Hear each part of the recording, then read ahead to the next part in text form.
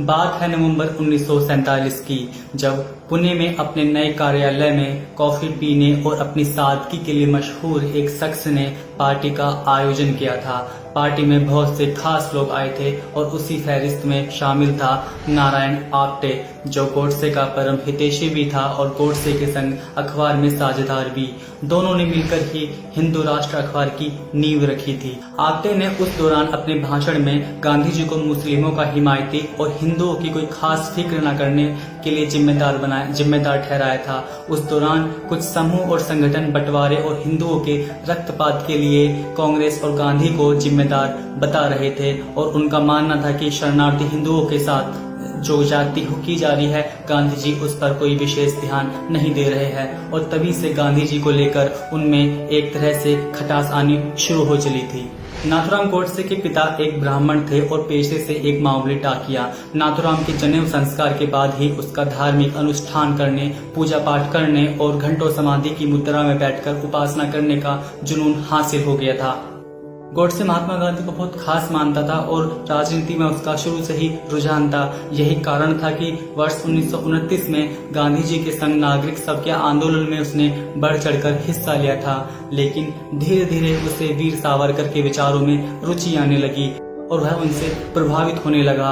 अंततः 1937 आते आते उसने सावरकर को अपना स्वामी बना लिया। जिस व्यक्ति ने कभी देवी देवताओं ब्रह्मा विष्णु की उपासना की थी, उसने अब उन राष्ट्रवादियों को पूजना शुरू कर दिया था जिन्होंने कभी मुगलों और अंग्रेजों के संग संघर्ष किया था। इन्हीं में शामिल एक मदनलाल पहावा था, जो मुसलमानों का कट्टर विरोधी था। जब भारत आजाद हो रहा था तो पंजाब में उसने एक मुस्लिम टोली पर बम गिरा दिया था। वह भागता फिरता एक होटल में जा पहुंचा जिसका मालिक हिंदू था। जब उसने सख्ती से उससे पूछताछ की तो उसने सच उगल दिया। मालिक ने उसे गले लगाया और उसका माथा चूमा और कहा, बहुत अच्छे। उस होटल मालिक का नाम था विष्णु राम कृष्ण करकरे। एक ऐसा ही शख्स और था जो साधु के भेष में हथियारों की तस्करी किया करता था और छोटे मोटे अपराधों में अपनी संलग्नता हमेशा बराबर रखता था। उसका नाम था दिगंबर बगड़े। नारायण आप्टे की दिगंबर से मुलाकात एक साधु के भेष में हुई थी और फिर वक्त के बहाव में वे धीरे धीरे अच्छे दोस्त बन चले। दिगंबर मुस्लिमों का प्रतिनिधित्व करने वाले जिन्ना के कत्ल की साजिश रच रहा था, लेकिन उन दिनों जिन्ना अपनी गंभीर बीमारी को लेकर पाकिस्तान से बाहर जाने की हालत में नहीं थे। वहीं दूसरी ओर हैदराबाद के निजाम को मारने की साजिश भी उसने रच रखी थी। इन चारों के विचार एक दूसरे से मिलते जुलते थे और यही एक कारण था कि उनका आपसी सामंजस्य उन्हें देश भर में विख्यात एक महात्मा की हत्या की ओर ले जाने वाला था। सन 1947 में ठीक भारत पाक युद्ध के बाद पाकिस्तान लगातार अपने बकाए 55 करोड़ की राशि के लिए भारत पर तगाजे कस रहा था, लेकिन कांग्रेस को लग रहा था कि अगर पाक को ये रुपये दे दिए गए तो वह इनसे हथियार खरीदेगा और भारत के खिलाफ साजिश रचेगा। इन्हीं बातों को ध्यान में रखते हुए कांग्रेस ने पाक को नजरअंदाज कर दिया, लेकिन इस बात से गांधी जी नाराज हो गए। उन्हें नैतिकता और न्याय के खिलाफ लग रहा था। गांधी ने कहा इन्हें इनका पैसा वापस किया जाए। उनके आग्रह पर जब कांग्रेस ने कोई प्रतिक्रिया नहीं दी तो उन्होंने आमरण अनशन की शुरुआत कर दी। तारीख थी 13 जनवरी 1948, जब गांधी ने अपने अंतिम और आमरण अनशन की शुरुआत की। यह बात जब नाथुराम गोडसे और उसके साथियों के कानों में पड़ी तो उनका चेहरा फक पड़ गया। गोडसे ने आप्टे से कहा, अब जिन्ना और निजाम की हत्या से पहले हमें गांधी की हत्या करनी होगी। इस प्लानिंग के लिए उन्होंने अपने दफ्तर में एक मीटिंग रखी जिसमें 4 लोग शामिल थे, नाथुराम गोडसे, नारायण आप्टे, विष्णु करकरे और मदनलाल पहावा। सबने आपस में एक योजना बनाई, एक ऐसी योजना जिसमें खुद के प्राणों की आहुति भी देनी पड़े तो भी पीछे नहीं हटना है। प्राणों की आहुति किसके लिए? एक महान आत्मा के लिए, महात्मा गांधी के लिए, जो अब उन्हें सबसे बड़ा देश का दुश्मन नजर आ रहा था। हथियार के प्रबंध के लिए दिगंबर बगड़े था ही। योजना पूरी तरह से बन चुकी थी और उधर गांधी जी पूरी तरह टूट चुके थे और मरने की कगार पर थे। उनकी यह हालत देख कांग्रेस ने उनकी मांग को मान लिया। पाक को 55 करोड़ रुपए देने के प्रस्ताव को स्वीकार कर लिया गया। जैसे ही इस बात का पता गोडसे और उसके साथियों को चला, उनमें से मदनलाल पहावा और विष्णु करकरे फ्रंटियर मेल से तुरंत दिल्ली रवाना हुए। ठीक इसके 48 घंटे बाद नाथुराम गोडसे, उसका भाई गोपाल गोडसे और दिगंबर बगड़े हवाई जहाज से नई दिल्ली पहुंचे। चारों ओर गांधी अमर रहे, जुग जुग जियो के नारे गूंज रहे थे और नेहरू उन लोगों को संबोधित कर रहे थे। लेकिन इस जुलूस में शामिल मदनलाल आपे से बाहर हो गया और नेहरू का विरोध करने लगा। मदनलाल को हिरासत में ले लिया गया। सभी षड्यंत्रकारियों को चिंता होने लगी कि कहीं पूछताछ में यह हमारे उद्देश्य को न बता दे, लेकिन उनकी यह सभी चिंताएं निराधार साबित हुई। मदन लाल को कुछ देर बाद ही रिहा कर दिया गया। गांधी जी ने अभी अनशन नहीं तोड़ा था, क्योंकि इस प्रस्ताव को लेकर सभी ने साइन कर दिए थे सिवाय आरएसएस और हिंदू सभा के। जब गांधी ने अपने सचिव प्यारेलाल नैयर से पूछा क्या सभी ने हस्ताक्षर कर दिए हैं, तो उन्होंने कहा हिंदू महासभा और आरएसएस कल करेंगे। नेताओं की कतार लग चुकी थी, सब घुटने टेक उनके आगे खड़े थे और रुआसी हालत में आपसी सौहार्द और एकता में रहने की बात कर रहे थे। यकायक गांधी ने अपनी प्रपोत्री मनु को बुलाया और उनसे कहा मैं अनशन तोड़ने को तैयार हूँ। मनु तोड़ी गई और संतरे का जूस लेकर आई, जिसे मौलाना आजाद और नेहरू ने अपने हाथों से पिलाया और उनके उपवास को समाप्त किया। चारों ओर खुशी की लहरें दौड़ रही थी। बिड़ला हाउस से लेकर पाकिस्तान तक सभी ओर से तालियों की गड़गड़ाहट गूंज रही थी। लेकिन इसके उलट कुछ दूरी पर बिड़ला मंदिर में गांधी की हत्या की तैयारी जोरों से चल रही थी। नाथूराम गोडसे और उनके साथी हत्यारों की जांच में जुटे थे। गोपाल कभी कभार बिड़ला हाउस में जाकर हालात का जायजा लिया करता था और फिर उसकी सूचना अपने साथियों को देता था। उन सभी षड्यंत्रकारियों ने दिल्ली के कनॉट प्लेस के एक होटल मरीना में फर्जी नाम से रूम भी बुक करा लिया था।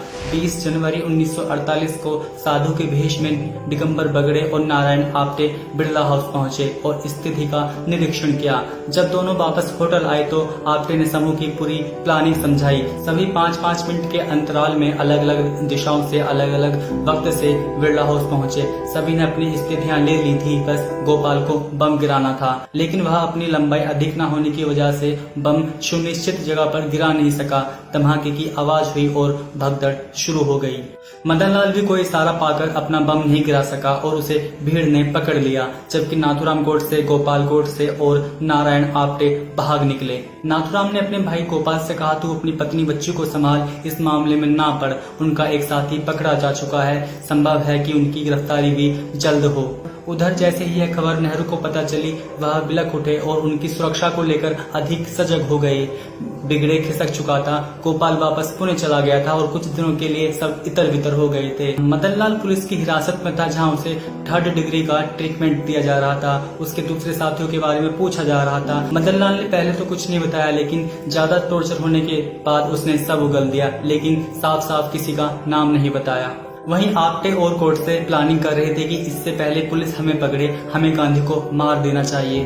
गोडसे ने कहा जितनी ज्यादा भीड़ रहेगी उतना काम बिगड़ेगा, अब यह काम मैं अकेला करूंगा। विष्णु करकरे और नारायण आप्टे ने ग्वालियर से एक बैरेट पिस्तौल का इंतजाम किया, जिसका नंबर था 605-624P और इसमें मदद की मदन लाल के स्वामी डॉक्टर दत्तात्रेय परचूरे ने, जो खुद को हिंदुओं का हिमायती मानता था।